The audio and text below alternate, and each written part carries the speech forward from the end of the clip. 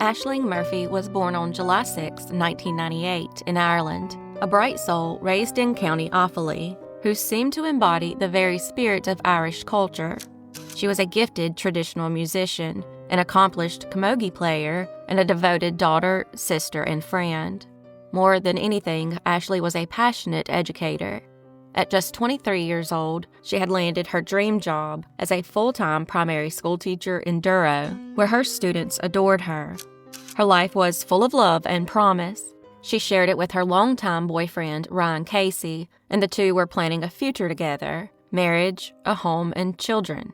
Everything felt just about to begin. That is, until January 12, 2022, when Ashling left school and headed out for a jog along the Grand Canal towpath in Tullamore. It was a familiar, peaceful route, one she had run many times before. But shortly after 3:20 p.m., something terrible happened. Her Fitbit data captured the moment. Her steps stopped, her heart rate spiked, then rapidly declined. Two women, Jenna Stack and Aoife Marin, were out jogging when they heard a disturbance coming from the underbrush. They saw a man crouched over a woman who was kicking her legs in a ditch. When they shouted, the man barked back at them to get away, and the women ran for help. Emergency responders arrived quickly, but it was too late. Ashling had been brutally attacked and was pronounced dead at the scene. Investigators worked quickly, and the next day, 31-year-old Slovakian national Jozef Puska was questioned. He had checked into a Dublin hospital claiming he had been stabbed, but his story didn't make sense. His wounds were superficial, and he had scratches that looked more like they came from crawling through the brush than defending himself. Most telling of all, his timeline conflicted with known witness sightings. Soon, Puska confessed. In his statement, he gave specific details about the crime that had not been made public.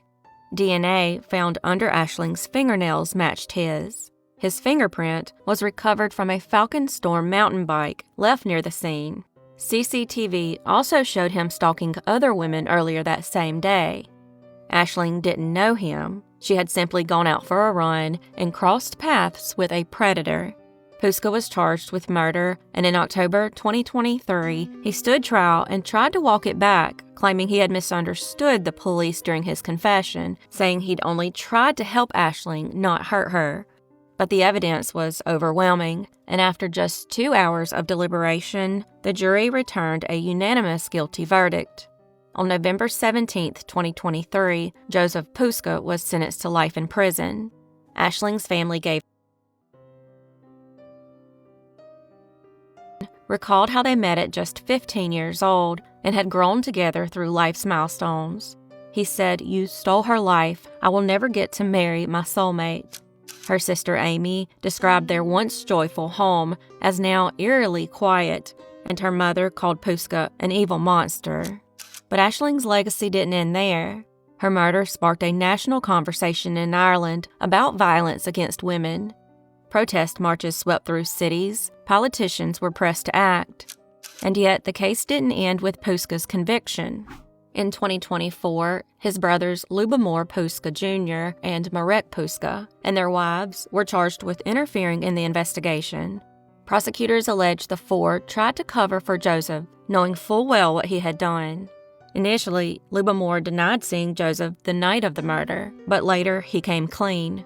He told the police that his brother had come home on January 12th with facial scratches and a stab wound to his abdomen. Jozef appeared distressed and claimed he attempted to take his own life. Through an interpreter, Tullamore said his brother admitted to doing something horrendous and added that he didn't know how badly he had hurt the woman. When Tullamore suggested telling their parents, Jozef said he would after they helped him get to Dublin. Tullamore ultimately told investigators, "It felt strange to say something about my brother, but I feel better now that I told the truth." Marek Puska also admitted to noticing his brother's injuries and behavior, saying it was clear something serious had happened. He told investigators that while Jozef never outright confessed to murder, he logically inferred that he had killed someone. He also acknowledged a conversation with his wife, Vera Gaziova, about burning Jozef's clothing, though he said it was a suggestion born from panic and uncertainty. Both brothers pleaded not guilty to withholding information. Their wives, Viera and Josefina Grunzova, are accused of helping destroy evidence. They, too, have denied charges. As of now, their trial remains underway in the Central Criminal Court.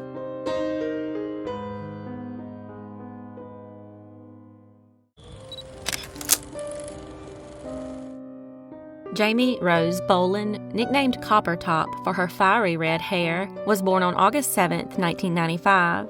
At just 10 years old, she was a joyful, kind, and energetic fifth grader at Purcell Intermediate School in Purcell, Oklahoma.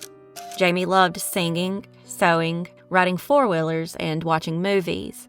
She lived with her father in a quiet apartment complex in town where everyone knew each other. Because of her father's work schedule, Jamie was often home alone for short periods after school. She was independent, creative, and always looking for something fun to do. On April 12, 2006, Jamie spent some time in the school library with a classmate before heading home. Along the way, she stopped at a neighbor's apartment, someone she was acquainted with, 26-year-old Kevin Ray Underwood. He owned a white pet rat named Freya, which Jamie liked to visit and pet.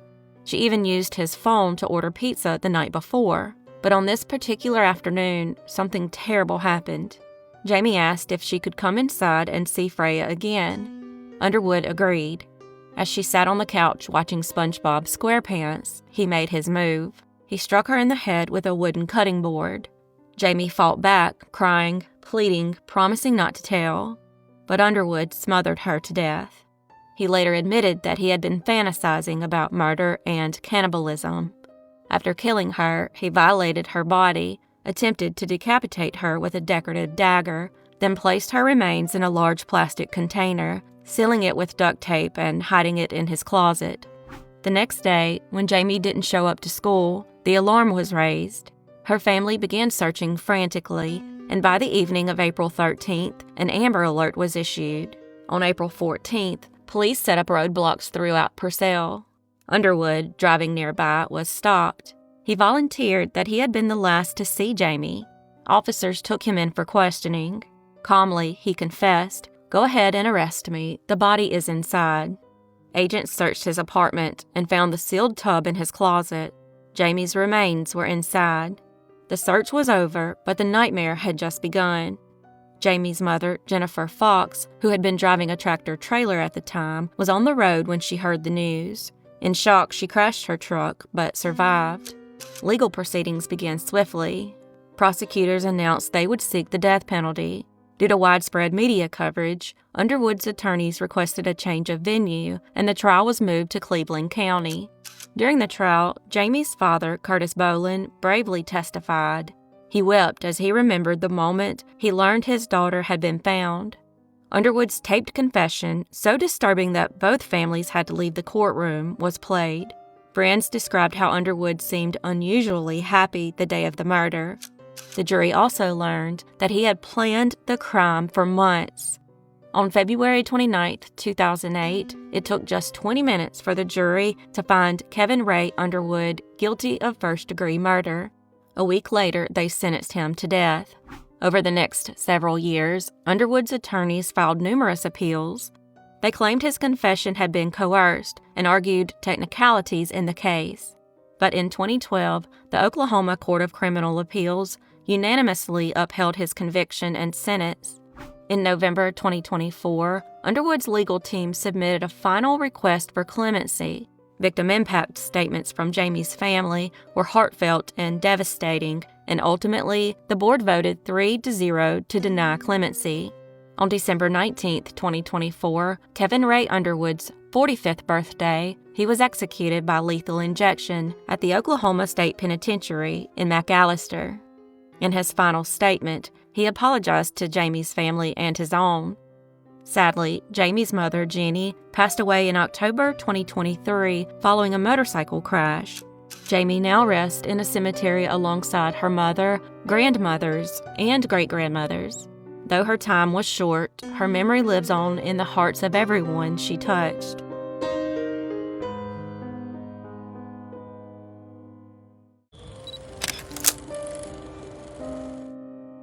Kania Brunson was born on June 30, 2002, to Kania Brunson and Jennifer Meadows. At age 20, she lived in Milwaukee, Wisconsin, with dreams as bright as her smile. She had big plans for the future and had recently enrolled in cosmetology school, discovering a gift for helping others feel beautiful. But behind her radiant smile, Kania carried a dangerous secret. Since she was a teenager, she had been in a relationship with a much older married man, 54-year-old Sultan Sharif. She had been attempting to end the affair, and that angered Sharif, especially when Kania began contacting his wife, desperate to get Sharif to finally leave her alone. On September 24, 2022, Kania met up with Sharif for reasons unknown.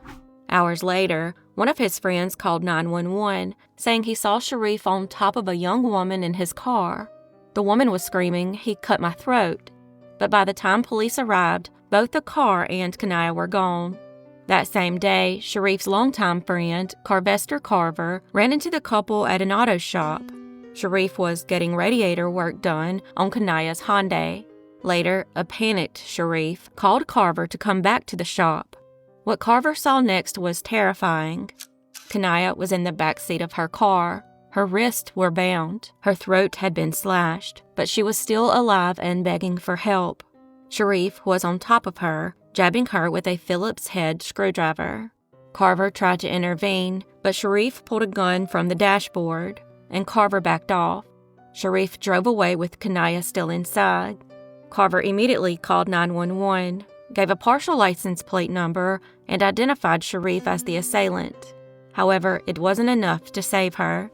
Later that evening, a man named Justin Fields noticed smoke rising from the alley behind his home near Keefe Avenue and Palmer Street. At first, he assumed it was just someone burning trash, until he got closer and saw arms and legs. It was a human body, badly burned. The victim was later identified through dental records. It was Kania. She had been shot, stabbed, tied up, and set on fire inside a recycling bin. Her injuries were so extensive that even her gender was not immediately clear. The evidence mounted quickly. Surveillance cameras captured Sharif's vehicle at the scene. His phone was pinged at the location. Kania's blood was found inside one of his cars, and although Sharif's wife claimed he was with her that night, investigators uncovered surveillance footage that proved she had lied. Sultan Sharif was arrested and charged with first-degree intentional homicide, mutilating a corpse, and being party to a crime. His brother-in-law, Johnny Allen Hopgood, was also arrested as an accomplice. He later made a plea deal, admitting to obstructing an officer in exchange for testifying against Sharif. He received time served and 10 years of probation. During the trial, witness testimony was damning. From the stand, Carver pointed directly at Sharif and declared, "I saw you stabbing that girl with a Phillips head screwdriver. You did that." The trial lasted just 6 days. The jury deliberated for only 45 minutes before delivering a unanimous guilty verdict. Sultan Sharif was sentenced to life in prison plus 7 years. Kania's family was devastated, but they finally had some type of justice. However, many in the community feel as if the wife should be in jail too for providing a false alibi. Today, her family continues to grieve, remembering the vibrant young woman who meant everything to them and vowing to hold accountable everyone involved in the cover-up of her murder.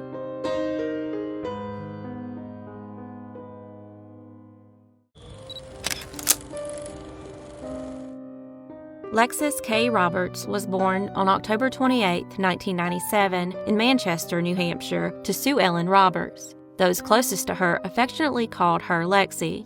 At just 12 years old, Lexi and her mother shared a deep, loving bond. In 2010, they moved to Las Vegas, Nevada, hoping for a better future and new opportunities.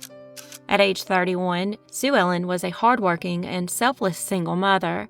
Her life revolved around creating a stable, loving home for Lexi. Friends and family described her as strong, driven, and completely devoted to her daughter. Lexi was a 6th grade student, Charles Silvestri Junior High in Las Vegas. Teachers described her as shy, kind, and dedicated. Her English teacher called her sweet and vulnerable, encapsulating her spirit with one word: innocent. Each summer, Lexi visited her great aunt in New Hampshire. On her final trip, she kept 2 journals filled with bright hopes for the future. In one entry, she wrote that she believed nothing bad would ever happen to her, but her young life was cut short by unimaginable cruelty. In the summer of 2010, Sue Ellen rented a storage unit in Las Vegas. It was there that she met Thomas Sanders, a man who worked and lived on the premises. Within just a few weeks, their acquaintance developed into a romantic relationship. By Labor Day weekend, Sue Ellen agreed to go on a trip to the Grand Canyon with Sanders and her daughter Lexi. That decision proved fatal. On the return trip to Nevada, Sanders veered off Interstate 40 into the Arizona desert. In a remote stretch of land, he pulled out a .22 caliber rifle and shot Sue Ellen in the head. He left her body near an asphalt pit, then forced Lexi into the car and fled. For several days, Sanders drove across the country, holding Lexi captive. He ultimately arrived in Catahoula Parish, Louisiana, near Booth Cemetery Road, where many of his maternal relatives were buried. There, he shot Lexi 4 times, 3 in the head and 1 in the chest, and slashed her throat with such force the knife left cuts on her spine. On October 8, 2010, a hunter discovered Lexi's body discarded in the woods. A month later, on November 14, 2010, Sanders was arrested at a truck stop in Gulfport, Mississippi. He confessed to both murders on tape. Authorities later confirmed Sue Ellen's remains had been found in Yavapai County, Arizona. In 2014, Sanders was tried in federal court in Alexandria, Louisiana. Prosecutors presented a chilling timeline supported by 16 witnesses. Jurors were shown pages from Lexi's journals, notes filled with optimism, written by a girl who still believed in good. Family members testified through heartbreak. Lexi's grandfather admitted he had encouraged Sue Ellen and Lexi to move to Las Vegas for a better life, something he now deeply regretted. Her great-aunt, who had hosted Lexi that final summer, described the crushing grief they still carried. Jurors took only an hour to convict Sanders. During the penalty phase, they deliberated for 7 hours before unanimously sentencing him to death. It marked the first federal death sentence ever imposed in the Western District of Louisiana. But on December 23, 2024, in one of his final acts in office, President Joe Biden commuted the sentences of 37 federal death row inmates, including Thomas Sanders, replacing their death sentences with life imprisonment without parole. The decision sparked immediate outrage. Catahoula Parish District Attorney Brad Burgett convened a Catahoula Parish grand jury to pursue state-level capital charges. Although a state warrant had existed since 2010, it had been deferred in favor of the federal prosecution. With that case now concluded and the death sentence overturned, Burgett moved to act. On April 14, 2025, Sanders was formally indicted by a Louisiana state grand jury for first-degree murder. The move reopened the possibility of the death penalty, this time under Louisiana law. Burgett explained in 2010 the state deferred prosecution to the federal authorities, who successfully prosecuted and achieved justice for Lexis. Sanders' defense had proposed over 100 mitigating factors during sentencing, including mental health claims. But jurors unanimously rejected them. They concluded the killings were premeditated and executed with cruelty. Sanders showed no remorse and remained stoic as U.S. District Judge Dee Drell imposed the death sentence, one Sanders had openly welcomed. Much of his life is still shrouded in mystery. He disappeared from his family in 1987 and was declared legally dead in 1994. For over 2 decades, he drifted across states like Mississippi, Louisiana, Tennessee, Georgia, and Nevada, living under his own name, but without leaving a paper trail. He used aliases like Tom, Steve, and Spider, worked menial jobs, and avoided detection. Authorities now believe Sanders could be responsible for other unsolved crimes.